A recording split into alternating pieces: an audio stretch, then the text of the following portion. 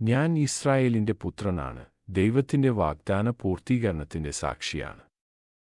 തലമുറകളായി പ്രവാസത്തിലും പീഡനത്തിലും പ്രവാചകന്മാർ പ്രവചിച്ചതുപോലെ നമ്മുടെ ജനം ജനതകളുടെ ഇടയിൽ ചിതറിപ്പോയി. ഞങ്ങൾ നിന്ദിക്കപ്പെട്ടു, ഞങ്ങളുടെ വീടുകളിൽ നിന്ന് പുറത്താക്കപ്പെട്ടു.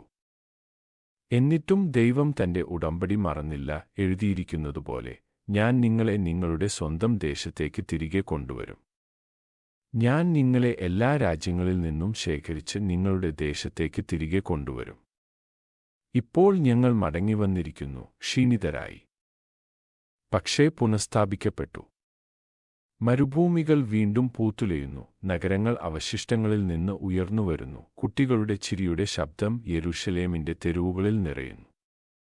യിരെമ്യാവിന്റെ വാക്കുകൾ ഞങ്ങൾ ഓർക്കുന്നു. എന്റെ ജനമായ ഇസ്രായേലിന്റെയും യഹൂദയുടെയും പ്രവാസം ഞാൻ പുനഃസ്ഥാപിക്കും. കർത്താവ് പ്രഖ്യാപിക്കുന്നു. രാഷ്ട്രങ്ങൾ ഇപ്പോഴും കോപാകുലരാണെങ്കിലും ഞങ്ങൾ ഉറച്ചുനിൽക്കുന്നു, കാരണം അബ്രഹാമിന്റെയും യിസ്ഹാക്കിന്റെയും യാക്കോബിന്റെയും ദൈവം നമ്മുടെ സംരക്ഷകനാണ്. ലോകം മനസ്സിലാക്കിയേക്കില്ല, പക്ഷേ തിരുവെഴുത്തുകൾ സത്യം പറയുന്നു. ദൈവം വിശ്വസ്തനായതിനാൽ ഇസ്രായേൽ ജീവിക്കുന്നു.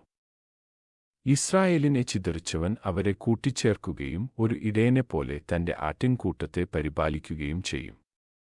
ഈ ഭൂമി നമ്മുടെ ഹൃദയമാണ്, നമ്മുടെ അവകാശമാണ്, നമ്മുടെ വിശ്വാസം നിറവേറ്റപ്പെട്ടതാണ്. ഇവിടെ നമ്മൾ ഇനി അലഞ്ഞുതിരിയുന്നവരല്ല, ഞങ്ങൾ ഞങ്ങളുടെ വീട്ടിൽ എത്തി.